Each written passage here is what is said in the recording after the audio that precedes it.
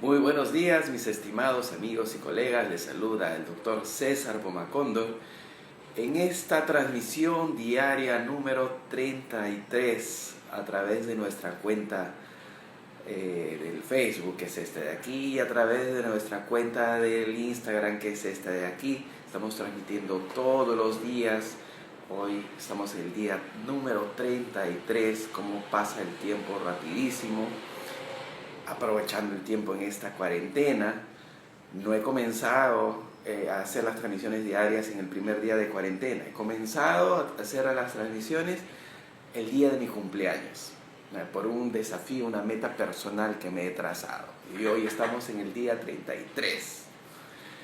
El día de hoy vamos a conversar un poquito sobre la clorhexidina. Vamos a esperar que se conecten algunos colegas que seguro están finalizando su desayuno en los diferentes países.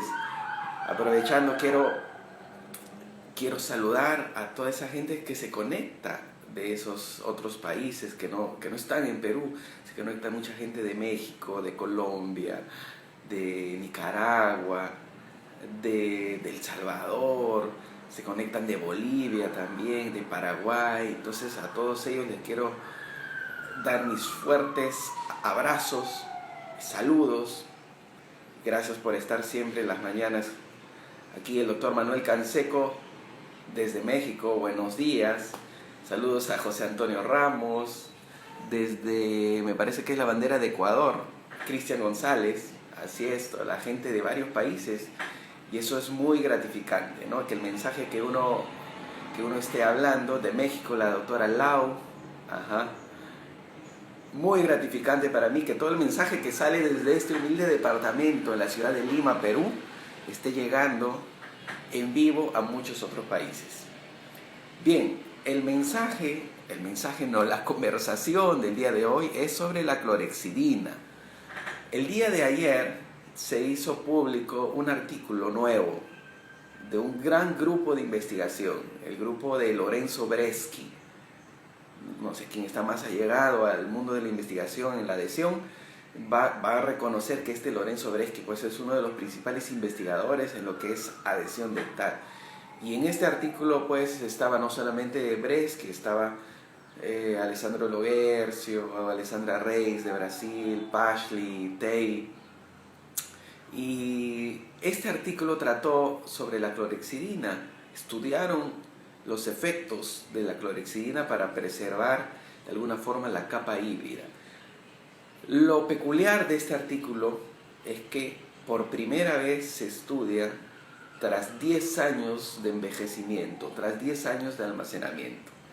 Entonces, este fue un artículo in vitro en el cual ellos almacenaron, hicieron restauraciones en dientes, utilizaron el adhesivo, el Single Bond 2, de quinta generación, hace 10 años, y a un grupo lo aplicaron de forma convencional y al otro grupo, antes de la aplicación del adhesivo, aplicaron clorhexidina y luego lo dejaron almacenando durante 10 años.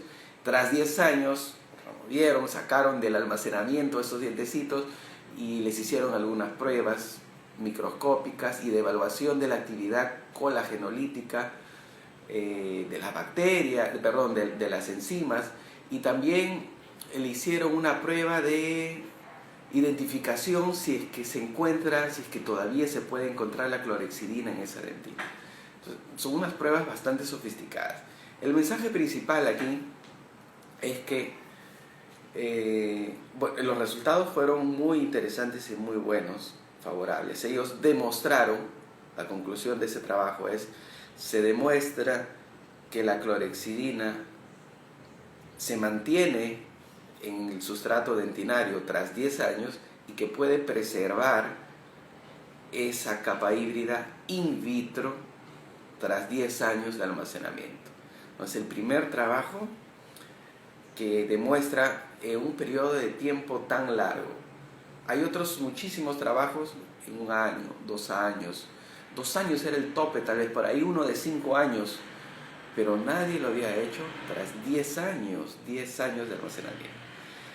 Y esto ha traído consigo un dilema, ¿Por qué un dilema? Porque es un trabajo in vitro muy bueno, que me demuestra que sí, in vitro podemos tener esa preservación de la capa híbrida. Puedo encontrar clorhexidina todavía dentro de esa capa híbrida. Pero sin embargo, por otro lado, tenemos algunos estudios clínicos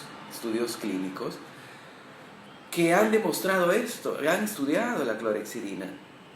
Estudios clínicos han llamado a pacientes, les han hecho a un lado restauraciones sin clorhexidina y al otro lado restauraciones con clorhexidina, y tras un seguimiento de 1, 2, 3 años, infelizmente estos estudios clínicos no han demostrado alguna eficacia de la clorhexidina.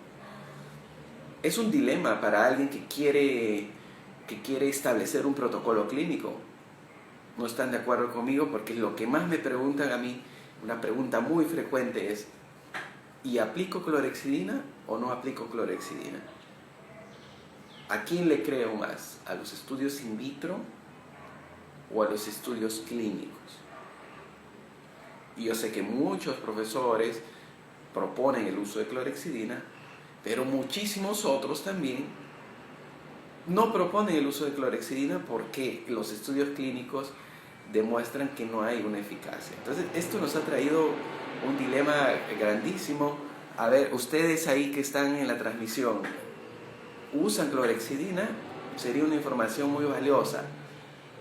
Recordando que esta clorhexidina tiene la acción, la propiedad, la capacidad de inhibir la actividad de las metaloproteinasas de la matriz, esas enzimas que podrían degradar el colágeno de la capa híbrida. Entonces, inhibiendo esas metaloproteinasas de la matriz, nosotros podemos tener una mayor preservación de la capa híbrida. Y especulando, nosotros podríamos tener una mayor longevidad de la restauración. Sin embargo, los estudios in vitro han demostrado sí que la capa híbrida in vitro se preserva, pero todavía no se llega a saber a través de estudios clínicos que realmente al utilizar clorhexidina me va a preservar, me va a aumentar la longevidad de la restauración. Entonces aquí algunos me dicen sí al 2%, el otro doctor me dice no por aquí. Yo creo de que está muy bien que esto esté dividido. Aquí nadie va a tener la razón ni nadie va a estar haciendo algo bueno o malo, y les voy a explicar por qué. No, me dice la doctora Yureveleno, sí, la doctora Discuesita, Cosette Pozo me dice sí, pero 0.12%, escuchando webinar cambiará de 10%. Ok, muy bien, hay gente que utiliza y hay gente que no utiliza. Vamos a explicar por qué. Si yo utilizo, yo personalmente, preferencia personal, no creo que es un paso tan crítico. ¿Okay? Yo, si lo tuviera, podría utilizar, pero yo preconizo más un procedimiento simplificado en el cual menos pasos va a simplificar el procedimiento y lo va a hacer más fácil. Pero vamos a discutir de eso. Entonces sucede lo siguiente. Vamos a dejar de hablar un momento de clorhexidina y vamos a hablar un poco de trabajos in vitro y su validación clínica. En medicina, todo lo que es un protocolo clínico, todo lo que el médico aplica, un fármaco, un procedimiento, tiene que pasar por una serie de pasos, ¿no? De etapas de investigación. Primero se investiga in vitro, luego pasa a animales, luego se hacen estudios clínicos, y en los estudios clínicos uno puede ver pues si realmente es efectivo o no es efectivo. Si en el estudio clínico no es efectivo, pues simplemente no se incorpora eso a un protocolo clínico. Porque nosotros al investigar, en el mundo de la investigación, nosotros no buscamos que algo sea efectivo in vitro. Nosotros queremos que eso sea in vitro, pero también a la hora de validarlo clínicamente, yo quiero ver una eficacia. Y aquí yo les voy a dar un ejemplo muy actual. Si los trabajos in vitro fueran válidos para establecer protocolos, todos en este momento no estaríamos en cuarentena. ¿Cómo así?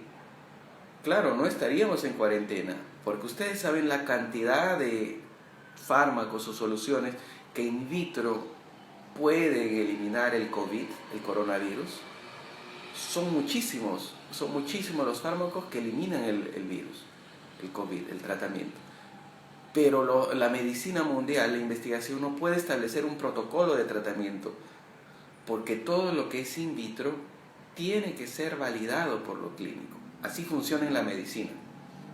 Hay cierta chance, cuando nosotros hacemos un trabajo in vitro, eliminamos una serie de variables, muchas variables, y nos centramos en algo específico, Agarramos el virus, le ponemos en contacto con el fármaco que queremos probar, o con el antiviral, o con cualquier medicina, y vemos si muere o no muere. Listo, eso es un trabajo in vitro. Puede ser positivo. Sin embargo, necesitamos validarlo clínicamente, ver qué sucede cuando un paciente ingiere tal fármaco, y realmente saber, ¿se cura o no se cura? Realmente saber, ¿tiene efectos adversos o no? Eso, un poco hablando de investigación en área médica, ¿ok? Otro ejemplo. Este primer ejemplo fue el más actual porque, obviamente, si los trabajos in vitro fueran válidos, no estaríamos en cuarentena, ya estaríamos ahora medicándonos. Pero no sé si han escuchado las noticias, que hay una etapa de 1 mes, 2 meses, que tienen que validarlo en humanos, porque si no se sabe si va a funcionar o no.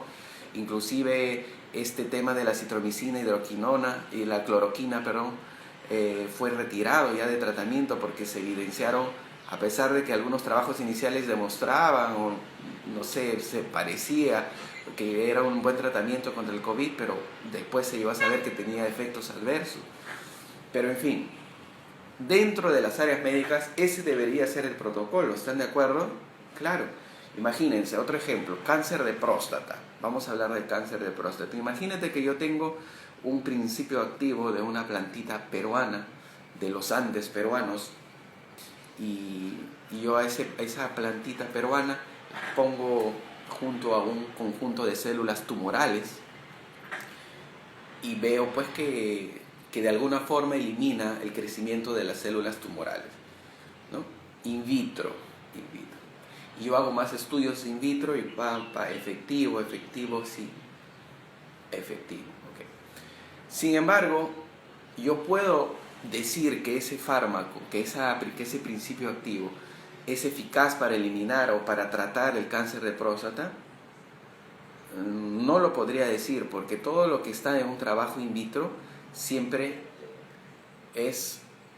se refiere a un condicional. Yo podría decir que ese principio activo podría tratar el cáncer de próstata, sin embargo falta la validación clínica. ¿Qué es lo que tenemos que hacer entonces? Elaborar el fármaco a través de ese principio activo y comenzar a tratar pacientes. 100 pacientes con cáncer de próstata, vamos a darle ese principio activo y vamos a ver qué es lo que realmente sucede. Porque al final de todo, yo no quiero que ese principio activo solamente mate in vitro o inhiba el crecimiento de las células tumorales in vitro. No, yo quiero que ese principio activo, al final de todo, quiero que trate a los pacientes con cáncer. ¿Okay? ¿Y qué sucede si en la validación clínica agarro 1000 pacientes con cáncer y no veo algún efecto de ese principio activo? No veo algún efecto. ¿Debería considerarlo dentro de mi protocolo clínico? No, porque no está demostrando que es válido clínicamente. Y eso sucede en la medicina, queridos colegas, eso sucede en la medicina. Todo lo que es in vitro pasa inclusive por una etapa de prueba en animales y luego es aplicado en los humanos para validar efectivamente si es eficaz el tratamiento o no.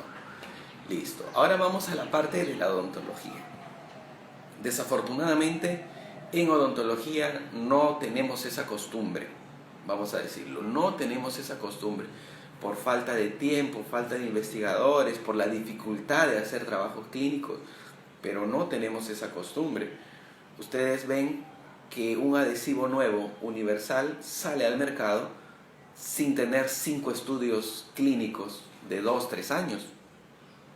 Muy fácilmente, ¿sí?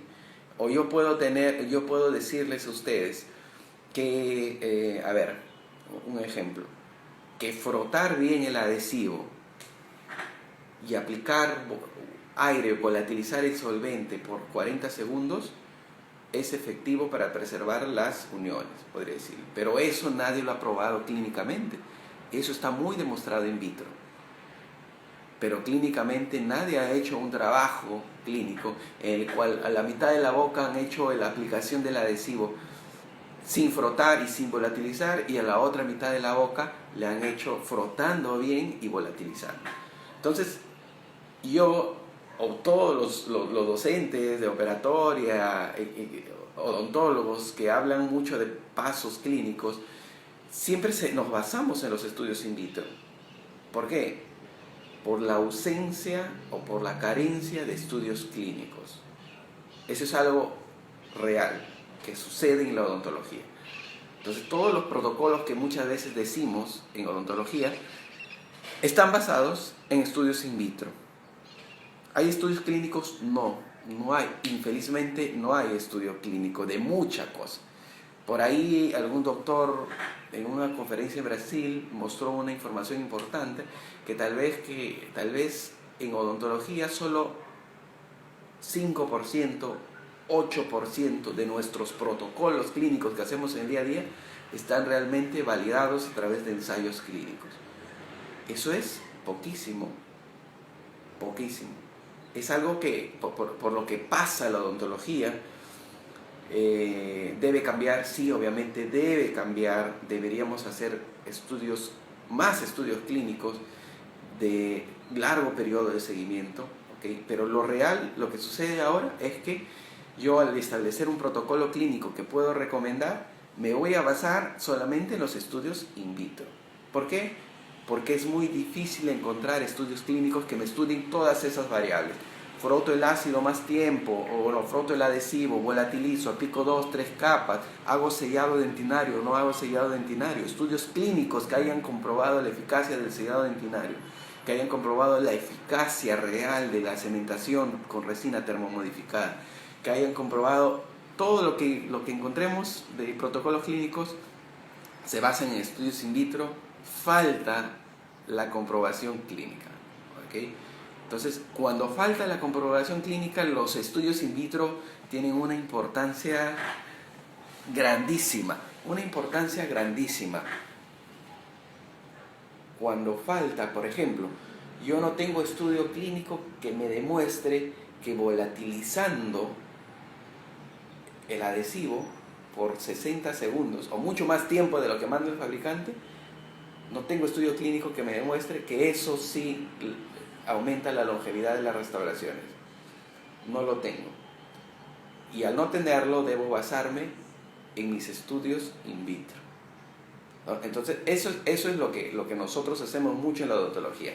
Odontología basada en evidencia, principalmente in vitro, y ante la carencia de estudios clínicos, esa odontología basada en evidencia in vitro va a ser con la esperanza que funcione clínicamente. ¿No? Suena un poco feo decirlo, ¿no? Pero es lo que sucede en la odontología. Es lo que sucede.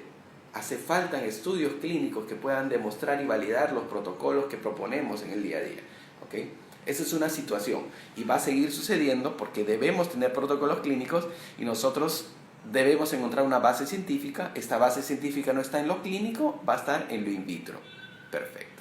Y ahora les digo el caso de la clorhexidina.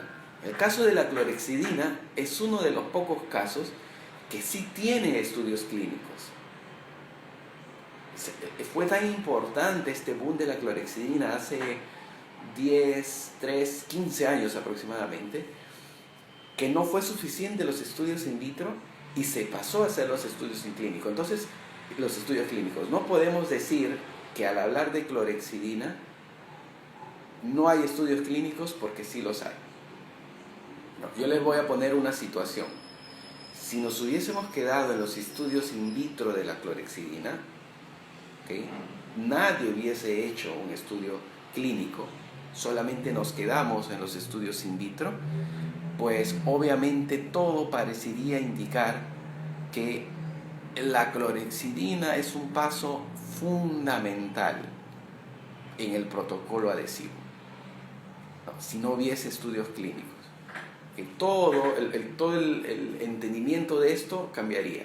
Nosotros podríamos decir que sí, obligatoriamente debemos colocar clorhexidina antes de nuestro adhesivo de quinta generación. Eso es importante resaltar, ¿eh? Que este tema de la clorhexidina solamente es válido con los adhesivos de quinta generación que graban dentina. Quien usa autograbadores y quien usa universales en su modo autograbado en dentina, ya no es tan relevante esto de la clorhexidina, ¿ok? Entonces, esa no es la situación. En la clorhexidina sí tenemos estudios in vitro y decidieron ya hace algún tiempo atrás realizar estudios clínicos, porque era una pregunta muy importante. ¿Qué sucede si yo a un paciente en un lado de la boca hago restauraciones sin clorhexidina, como manda el fabricante? Aplico mi ácido fosfórico, lavo el single bond 2 y hago la restauración de forma convencional. ¿Y qué sucede al otro lado, donde sí voy a restaurar después, aplicando clorhexidina después del grabado ácido? Fue una pregunta importante y por eso se decidió hacer los trabajos clínicos. Hay unos 5, el día de ayer he hecho una publicación al respecto, hay unos 5 trabajos clínicos y desafortunadamente no han demostrado diferencia. No se ha demostrado beneficio en un periodo de tiempo de 3 años. ¿Okay? 3 años. Las restauraciones en fueron clase 5, ¿no? Restauraciones cervicales, con márgenes en dentina.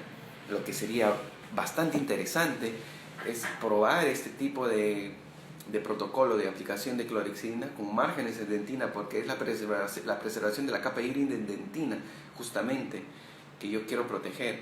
Y bueno, no ha habido diferencia, desafortunadamente. Entonces, ¿qué hacer? ¿Qué es lo que podemos decir hoy en día?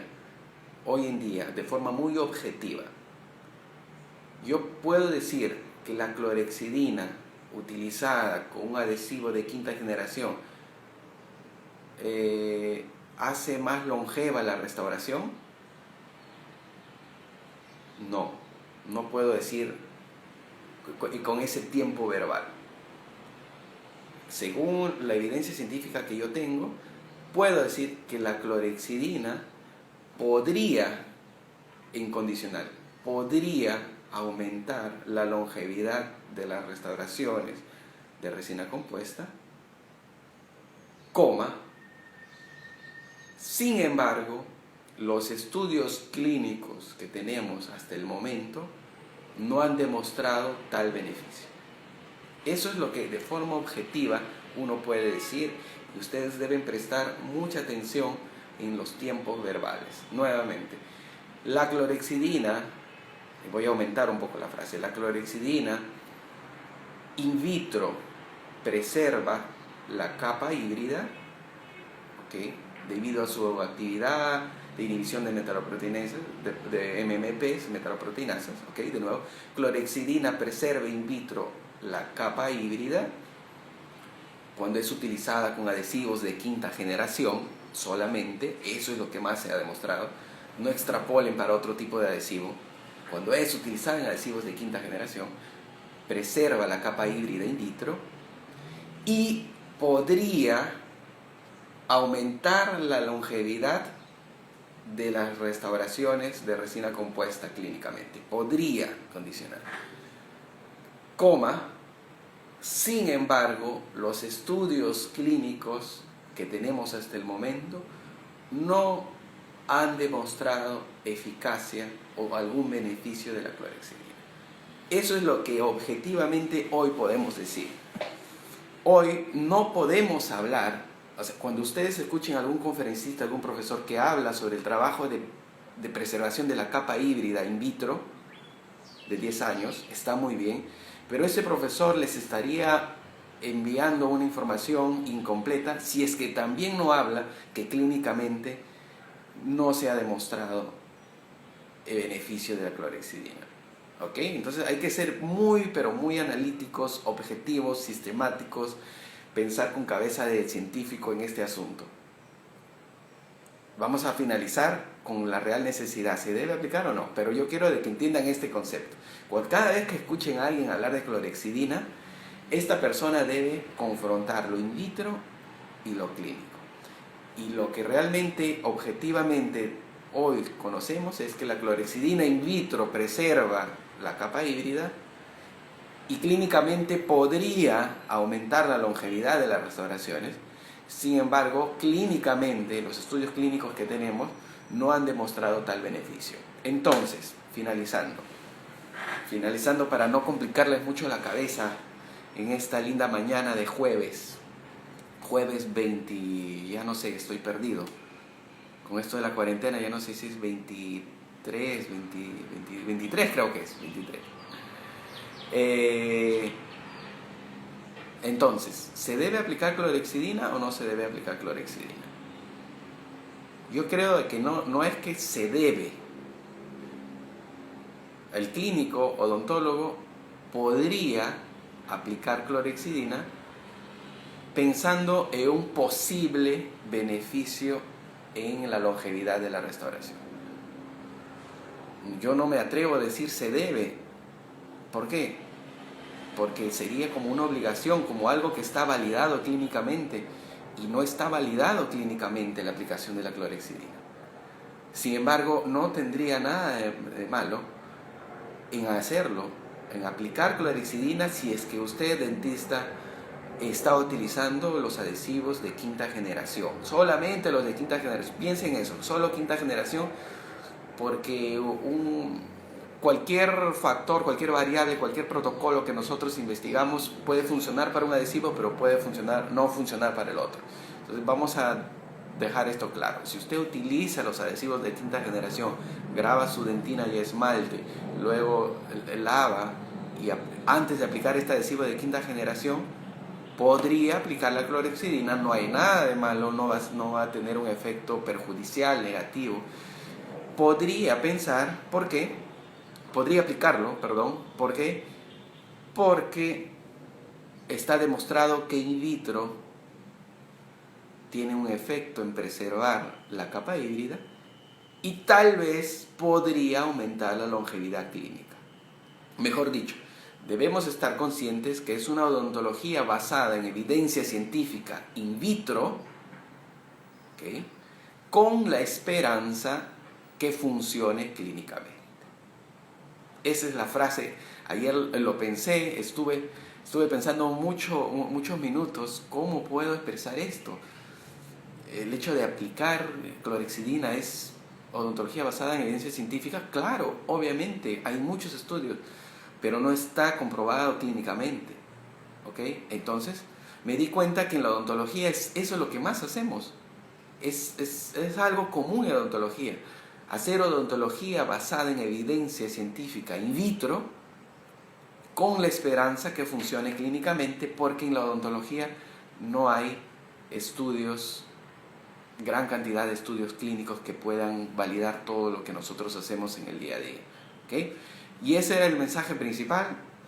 ¿Está correcto aplicar clorhexidina? Sí, si uno lo desea, con adhesivos de quinta generación, sí se puede aplicar clorhexidina, con la esperanza que tal vez pueda tener algún beneficio en la longevidad de esa restauración.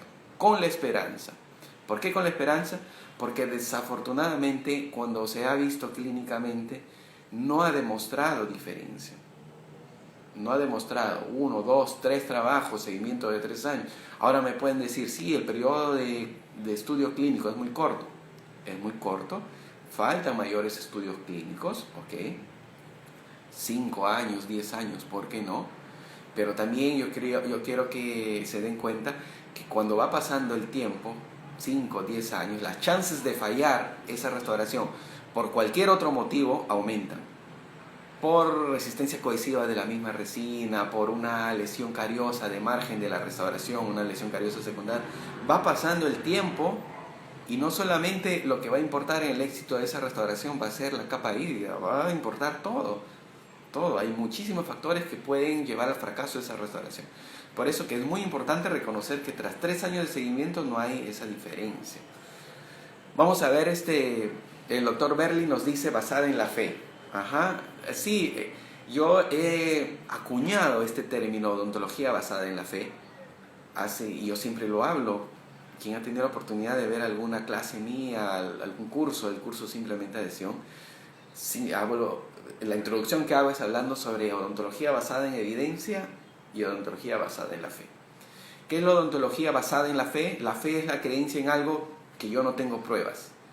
Es que venga alguien, me diga, haz esto, no me muestra pruebas para hacerlo y yo lo hago. Eso es odontología basada en la fe. Pero exactamente en esto de la clorhexidina no sería odontología basada en la fe. Odontología basada en la fe es, pues no sé, aplico una capita de adhesivo al final de mi restauración de resina para ver qué pasa, para mejorar algo. Yo no conozco ningún estudio en el mundo que haya utilizado o que haya investigado la aplicación de adhesivo en la capa final de la resina compuesta. Entonces lo que está haciendo ese colega es odontología basada en la fe, porque no hay ningún estudio. Sin embargo, esto de la clorhexidina no es odontología basada en la fe, es odontología basada en evidencia científica. Pero aquí, gracias a esto de la clorhexidina, me veo obligado a acuñar otro término. Odontología basada en la fe es lo que yo no encuentro nada en evidencia, pero esto de la clorhexidina es odontología basada en la evidencia in vitro, con la esperanza que funcione clínicamente. Eso sería el término correcto. Porque no me van a negar que cuando uno aplica clorhexidina, uno piensa y uno tiene la esperanza y pone su confianza en ese paso para que pueda funcionar clínicamente. Es eso lo que va a suceder. Las personas que van a utilizar la clorhexidina van a dormir mejor porque tienen esa esperanza, esa confianza que al hacer ese paso, esa restauración, tal vez va a funcionar clínicamente. Tal vez. Y está muy bien que lo hagan. Personalmente yo tengo esas esperanzas y esa confianza muy disminuidas. Y yo tal vez no creo que el aplicar clorhexidina me va a representar realmente una mayor longevidad. Pero eso va a depender de cada perfil, de la preferencia de cada uno de ustedes, de qué tal grado de esperanza y confianza tienen en ese paso específico. Nadie en el mundo va a decirme que la clorhexidina aumenta la longevidad clínica de las restauraciones porque eso no está investigado. Mejor dicho, eso está investigado en un periodo corto de tiempo, pero no se ha encontrado diferencia. Entonces, es algo muy subjetivo, muy difícil de interpretar. Vean que estamos filosofando un poco, pero este tipo de interpretación debe hacerse con cada uno de los pasos que hacemos en el consultorio. ¿Hay evidencia científica, clínica que lo valide? ¿Sí o no? No. Entonces, estamos haciendo odontología basada en evidencia científica in vitro con la esperanza que funcione clínicamente. ¿Es malo? No, yo no soy nadie para decir si es malo o es bueno. Lo que quiero decir aquí es que esto es real y sucede en la odontología. Odontología basada en evidencia in vitro con la esperanza que funcione clínicamente. Es lo que sucede en la odontología porque no hay muchos investigadores que se animen a hacer estudios clínicos de todo. Y es para donde debe mirar la odontología del siglo XXI. No solamente hacer estudios in vitro, sino comenzar a ver estudios clínicos. ¿Qué es lo que pasa si cemento piezas aquí con cemento resinoso y al otro lado con resina termomodificada? Clínicamente después de 3 años, ¿encontraré diferencia o no? ¿O simplemente es moda de la cementación de resina termomodificada? ¿O simplemente son resultados in vitro? Es necesario saber eso. ¿Qué pasa si aquí hago cementaciones con sellado dentinario inmediato y aquí no utilizo el sellado dentinario inmediato después de 3 años de seguimiento? Debo saber eso, porque de lo contrario solamente hacemos odontología basada en evidencia in vitro con la esperanza que clínicamente funcione. ¿Okay? Es un gran giro que debe dar la odontología en este siglo XXI, para que intente igualarse a lo que se hace en medicina. En medicina ya se sabe clarísimo esto. Vamos a ver, el doctor Rubén Evangelista, que todas las mañanas participa, buenos días. Hay estudios que hablan que clorhexidina al 2% afecta la adhesión y por debajo de ese porcentaje no afecta la adhesión. Yo he visto estudios que utilizan clorhexidina in vitro desde 0.2% hasta 2%. El protocolo más aceptado es digluconato de clorhexidina al 2%. El doctor Luis Dugarte, el efecto in vitro del uso de clorhexidina para inhibir las metaloproteinasas es temporal. ¿En qué tiempo se pueden reactivar? Eso es una excelente pregunta del doctor Luis Dugarte. Hasta el año pasado se había demostrado que el efecto era temporal.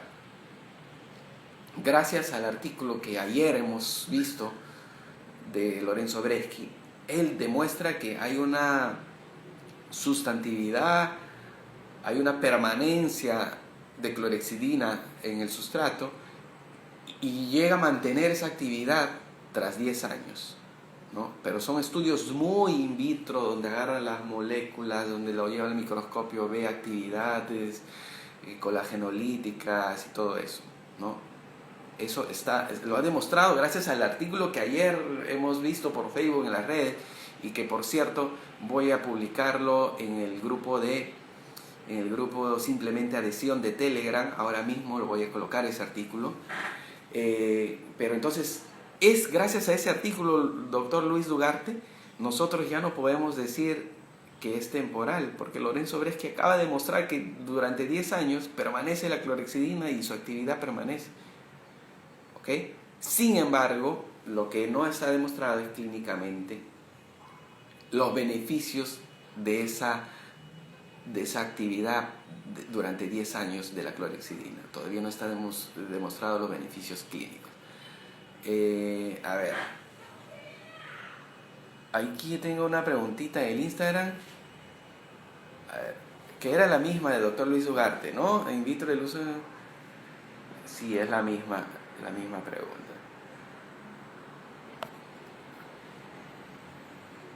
Exacto. El doctor Pavel Ruiz nos dice: los estudios clínicos de la clorhexidina son de 3 años nada más. Sí, los estudios clínicos de la clorhexidina son de 3 años. Eso hay que considerar. Es muy difícil encontrar estudios clínicos con 5, 7, 10 años. Imagínense hacer restauraciones, 100 restauraciones en 50 pacientes y hacerles el seguimiento todos los años. Es algo que no solo demora tiempo, sino un costo. Es una investigación muy ambiciosa. Pero sí, la clorhexidina clínicamente ha sido demostrada, ha sido estudiada en un periodo de seguimiento de 3 años. Y es el periodo de seguimiento en el cual las metaloproteinasas de la matriz deberían actuar. ¿Ok? Deberían actuar. Luego de 4, 5, 6 años, si fracasa clínicamente una restauración, ya no va a ser solamente por las metaloproteinasas, va a ser por el mismo adhesivo, por la hidrofilia del adhesivo, se degrada, por las mismas tensiones masticatorias que ha recibido esa restauración, por la misma falla cohesiva de la resina, por la caries secundaria. Va a haber 1000 factores por los cuales una restauración puede fallar después de 5 o 6 años. Pero precisamente la actividad de las metaloproteinasas debería ser más intensa en los primeros años. Porque la actividad de la clorhexidina también debería ser más intensa en los primeros años. Por eso que no es poco importante tener ese periodo de seguimiento de 3 años. Bien, vamos a terminar de leer estos comentarios. Odontología basada en la esperanza. No es exactamente así, doctor. Es odontología basada en evidencia científica in vitro con la esperanza que funcione clínicamente. Si nos ponemos a analizar si todos los pasos clínicos que hacemos en el día a día, en operatoria y en prótesis, tienen validación clínica a través de ensayos clínicos aleatorizados, vamos a percibir que muchos de ellos solamente han sido investigados in vitro. Es lo que sucede. y que no estoy diciendo que sea mal, o sea, porque los trabajos in vitro nos dan mucha información, muchísima información. Sin embargo, no siempre lo que funciona in vitro va a funcionar clínicamente, y eso la medicina lo tiene muy comprendido.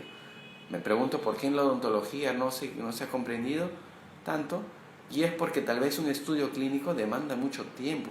Alguien va a hacer una tesis de pregrado, un estudio clínico de 5 años de seguimiento. Alguien va a hacer una tesis de maestría y doctorado, un estudio clínico, se va a demorar 5 años en obtener su título de doctor. No, eso desanima. Quien tendría que hacerlo es un profesor de una universidad, ya un jefe de departamento que decide hacerlo y recibe el financiamiento de una institución, porque un estudio clínico cuesta muchísimo. El doctor Morsi, el estudio es cuando grabamos dentina por la activación de las MMPs. ¿Qué opinas o has leído sobre cuando se usan adhesivos self-etch y si hay indiferencia en sexta? Todo lo que he visto, inclusive la tesis de Bresky, que próximamente va a publicar más artículos de clorhexidina con estos 10 años, pero yo he leído la tesis completa de esta alumna de doctorado de Bresky, y con adhesivos autograbadores no se evidencia una eficacia grande de la clorhexidina, porque tiene lógica. Las metaloproteinasas se activan y actúan cuando nosotros aplicamos el ácido fosfórico y desnudamos las fibras colágenas. Cuando esas fibras colágenas estaban protegidas con todo su hidroxiapatita y las dejamos completamente desnudas, en ese momento es que las metaloproteinasas activadas comienzan a degradar esas fibras colágenas. Pero ¿qué pasa si no las desnudo completamente y utilizo un adhesivo autograbador de un pH ultra leve, de pH 2.7, 3, 3.2? Pues no voy a disolver la hidroxiapatita y estas fibras colágenas van a estar protegidas. Por lo tanto, las metaloproteinasas no van a tener dónde actuar. En protocolos de adhesivos autograbadores no se ve tan necesario la utilización de clorhexidina. Si me preguntan personalmente, ¿veo como un paso crítico utilizar clorhexidina? No, yo creo que es una preferencia de cada uno de los doctores. Es algo que me va a hacer sentir mejor. Voy a tener la confianza y la esperanza que esté prolongando la longevidad de la restauración. Muchos pueden hacerlo. Está perfecto. En el protocolo que yo preconizo no entra la clorhexidina, porque yo ya preconizo no aplicar ácido fosfórico de dentina. Entonces ni se menciona la clorhexidina cuando yo suelo hablar sobre protocolos. Hablo mucho más de adhesivos de sexta generación y de adhesivos universal. ¿Cuáles son los motivos por los cuales no aplico ácido fosfórico en dentina? Hay un video de hace 30 días donde hablo de los 8 motivos por los cuales uno no debería aplicar ácido fosfórico en dentina, y es el video que ha tenido más visualizaciones. Me parece que 22.000 lo han visto por México, España, todo Centroamérica, todo. Es el video que más ha llamado la atención. 8 motivos por los cuales no debo aplicar ácido fosfórico en dentina. Por lo tanto, si yo no aplico ácido fosfórico en dentina, lo de clorhexidina es completamente irrelevante. Pero para los que sí continúan aplicando ácido fosfórico en dentina y quieren tener esa confianza y esperanza no validada en la clínica, pero sí in vitro, que uno puede preservar la capa híbrida y la longevidad de la restauración, puede, normal, tranquilo, seguir aplicando 2% de clorhexidina antes de la aplicación del adhesivo. A ver, ¿qué más? Exactamente, el doctor Manu Morón, las MMP son parte de la génesis del diente, ¿sí? En ese proceso de la dentinogénesis, de la formación del diente, en el cual los odontoblastos van secretando todos los componentes necesarios para la formación del diente, participan las metaloproteinasas de la matriz, ¿no? Forman parte importante de lo que es la formación de la estructura dental. Y una vez que se forman estas estructuras dentales, pues van a quedar inactivas, atrapadas como fósiles que están atrapados enterrados en medio de la hidroxiapatita. El problema es, pues, por qué nosotros los volvemos a activar, a desenterrar estos fósiles. ¿Por qué aplicamos ácido fosfórico, no? ¿Por qué aplicamos ácido fosfórico cuando tenemos otras estrategias? Listo. Entonces, yo creo que ha quedado claro. Cada vez que escuchen a un profesor, a un docente, líder de opinión, hablar del tema de clorhexidina, número 1, debe ser lo más imparcial posible y debe hablar tanto de los trabajos in vitro que demuestran preservación de la capa híbrida, y debe hablar también del por qué en los trabajos clínicos no hay beneficio alguno. Inevitablemente se debe hablar de los dos. Número 2, debe hablar que la clorhexidina es solamente eficaz con los adhesivos de quinta generación y no querer extrapolar esas informaciones a otros tipos de adhesivos. Solamente es eficaz con los adhesivos como el single bond 2, ámbar, Excite, que requieren de un grabado ácido de la superficie de la dentina, que ahí solamente con esos adhesivos es eficaz la aplicación de clorhexidina. Y debe finalizar diciendo que la clorhexidina es un protocolo que puede ser aplicado porque in vitro ha demostrado la preservación de la capa híbrida.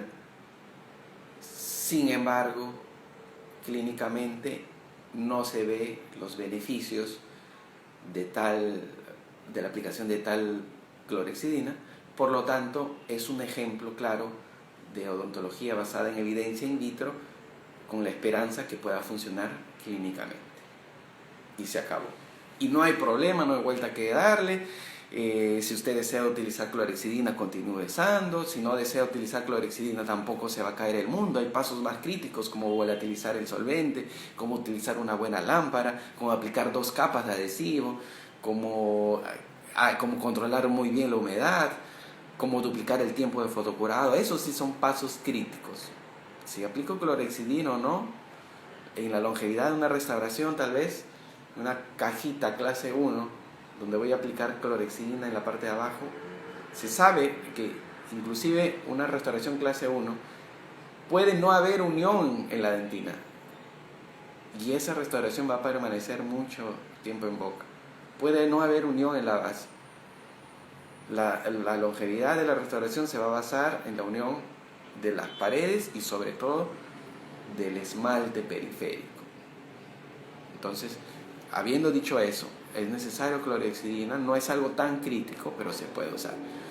Termino de leer las últimas preguntas. El doctor Rubén Evangelista: ¿existen adhesivos con MDP como ámbar de FGM o ámbar APS de FGM que en las indicaciones piden grabar dentina y esmalte 15 segundos? Deberíamos hacer... Nuevamente, la clorhexidina tiene sentido con los adhesivos de quinta generación, los de grabado total de 2 pasos que piden grabado del esmalte y dentina, lavado y aplicación del adhesivo. La clorhexidina tiene lógica con esos adhesivos, exactamente. Y el doctor Morsi nos dice: hay personas que igual quieren usar la clorhexidina para desinfectar el smear layer y usan autoadhesivo universal. Se escucha que la clorhexidina bloquea el calcio para... Claro, hay controversia, doctor Morsi. Hay controversia. Yo personalmente no aplicaría la clorhexidina nunca con un adhesivo universal. Nunca lo aplicaría. Porque no tengo motivos. Yo voy a aplicar mi adhesivo universal directamente sobre mi dentina con smear layer. Y no tendría motivos. Y yo sé que hay gente que se pone a discutir. Yo, ¿para qué? No la necesito. No la necesito. Y eso lo va a decir Brecht en el próximo artículo que va a publicar. Y lo que comentó de la desinfección también es algo que hemos venido haciendo por mucho tiempo, repitiendo lo que nuestros libros de operatoria hace 30 años demostraban. Pero hoy en día nosotros llegamos a librarnos de esos dogmas o protocolos que nos metían en la cabeza, de aspernocorona. Hay muchas cosas que hoy en día nosotros estamos diciendo, pero ¿por qué hacerlo si no puedo hacerlo? Y una de esas cosas es la desinfección. La desinfección al aplicar el adhesivo, nosotros estamos enterrando las posibles bacterias que pueda existir en esa superficie. Hay un estudio clínico en el cual un dentista hace mucho tiempo, ya hace más de 20 años, agarró cavidades infectadas, con dentina infectada, no removió esas bacterias, no removió la dentina infectada, solamente la parte de los márgenes y la parte del esmalte, y así restauró, y no encontró diferencia con un grupo en la misma boca del paciente, el grupo en el cual sí removía toda la dentina infectada, aplicaba desinfectante, todo. No encontró diferencia clínica. ¿Y esto por qué? Porque a la hora de aplicar nuestro ácido fosfórico o nuestro adhesivo, nosotros estamos aplicando una solución con pH bajísimo, estamos enterrando las bacterias y vamos a dejar a estas bacterias sin los carbohidratos necesarios para poder desarrollar su metabolismo y para poder replicarse y vivir. Las estamos matando al enterrarlas. Es por eso de que yo el concepto de la desinfección, y es bueno que me hayas recordado eso, el doctor Morse, porque tengo mis artículos ahí, voy a buscar más artículos que fortalecen esto. No es relevante hacer el proceso de la desinfección, pero el que desea hacerlo también, el que se siente mejor consigo mismo y que va a tener la esperanza que pueda mejorar la longevidad de la restauración, lo puede hacer. Sin embargo, no hay evidencia clínica. La evidencia clínica que sí hay es que no tiene repercusión, no tiene importancia desinfectar la cavidad. Es más importante tal vez que mi cavidad esté limpia en el sentido de que no haya contaminación con grasa, con vaselina, con materiales dentales que hayan podido contaminar ese sustrato dental. Es más importante eso para la adhesión que la misma presencia de algunas bacterias en la dentina. ¿Okay? Eso es lo que personalmente pienso y tengo algún respaldo científico que tal vez otro día en alguna transmisión vamos a hablar específicamente de eso, desinfección del sustrato antes del protocolo adhesivo. Lo del hipoclorito también para limpiar la clase 1, personalmente también no estoy a favor del hipoclorito, porque no me gusta adicionar pasos por si acaso, ¿no? Y yo entiendo que a muchas personas pueden adicionar muchos pasos a su protocolo por si acaso, pero no me gusta el por si acaso, me gusta lo que tiene evidencia. Y lo que sí tiene evidencia son los protocolos que optimizan la aplicación del adhesivo, frotar, aplicar más tiempo, fotocurar más tiempo, volatilizar más tiempo, y no grabar dentina. Eso sí es realmente crítico en vez de estar adicionando pasos. Nosotros deberíamos tener bastante cuidado porque todos esos pasos adicionales son pasos que podrían ser evidencia científica in vitro y que uno los realiza con la esperanza que pueda mejorarme en algo, ¿okay? Pero no tiene mucha validación. El hipoclorito, hay mucha gente que utiliza el hipoclorito, la doctora nos dice, o el doctor, se ve la foto muy pequeñita, pero hay muchos, especialmente en México, el doctor Espinosa y el doctor Valencia en México han elaborado inclusive un material aparte sobre el uso de hipoclorito. Personalmente yo no creo que sea tan necesario, pero el que lo usa, muy bien, está muy bien. Lo importante es sentir la confianza del protocolo que uno utiliza. Y utilizan hipoclorito en esmalte, otro grupo de doctores utiliza hipoclorito inclusive en dentina. Yo creo de que hay mucha variedad de protocolos. Personalmente, si alguien me dice si yo utilizo, no utilizo, porque no hay nada que me pueda haber demostrado clínicamente que yo pueda, que por el motivo por el cual yo debo utilizar. Hay estudios muy in vitro de microscopio que demuestran que el hipoclorito aumenta la limpieza del esmalte. Sí, eso puede ser demostrado, pero cuando vamos ya a las pruebas de adhesión, cuando vamos a los resultados clínicos, tal vez no voy a encontrar diferencia. Y otra cosa de doctor Manu Morón es importantísima, gracias, que el hipoclorito libera oxígeno y podría tener algún efecto en la polimerización. Entonces, ¿para qué yo estar agregando algunos agentes, clorhexidina, hipoclorito, cuando yo puedo tener algún tipo de interacción con mi adhesivo? Cuando yo no he demostrado clínicamente que realmente ese pasito que voy a adicionar me va a significar en algo que realmente me va a servir para la longevidad. Okay. Es por eso que nosotros tenemos el curso Simplemente Adhesión, y ese simplemente adhesión preconiza o busca hablar de protocolos simplificados. Es difícil en los días de hoy. Tal doctor en Estados Unidos me dice que haga esto, tal otro doctor en Chile me dice que haga esto, esto y esto, tal otro doctor en España me dice que haga esto. Confunde la cabeza, confunde, porque cada uno tiene su motivo por el cual quiere añadirle pasos. Los odontólogos biomiméticos es una buena filosofía también, pero también te ponen la aplicación de fibras, de una capa de resina diferente, y otra capa diferente, y otra capa especial. Y muchas veces esto puede complicar el protocolo, que debe ser simple para que todos los dentistas puedan hacerlo. Para que todos los dentistas. Yo no quiero buscar un público del 10% de odontólogos que han decidido aplicar o a complicar su protocolo, lo hagan. No. Yo creo que lo que nosotros debemos hablar es odontología simple, basada en evidencia científica.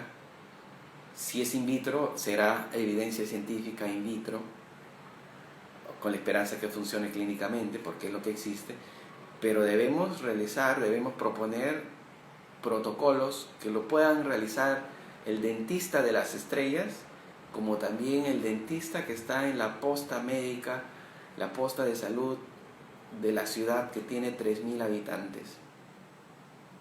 Porque es injusto hablar de odontología de calidad solo para el odontólogo que tiene un Avalo y un Blueface y tiene los adhesivos Gold Standard, y no enviar mensajes al dentista que no tiene esas posibilidades, al dentista de las ciudades que no tienen acceso a tantos materiales, qué sé yo. Entonces, esta filosofía simplemente adhesión es hacer odontología de calidad simplificada. ¿Cómo? Basándonos en nuestra evidencia científica, en la optimización del protocolo. No hay que buscar añadir X soluciones, no. Podemos conseguir calidad de tratamiento utilizando bien nuestro adhesivo, conociendo bien nuestro adhesivo y utilizándolo bien y utilizando bien nuestra unidad de fotopolimerización. ¿Ok? Un saludo para mi amigo Ken Noborikawa, que nos sigue. Un fuerte abrazo. Ya Instagram nos dice que tenemos un minuto. Otro día vamos a hablar de esto último que estoy proponiendo, que se llama democratización de la odontología adhesiva. ¿Qué es democratización?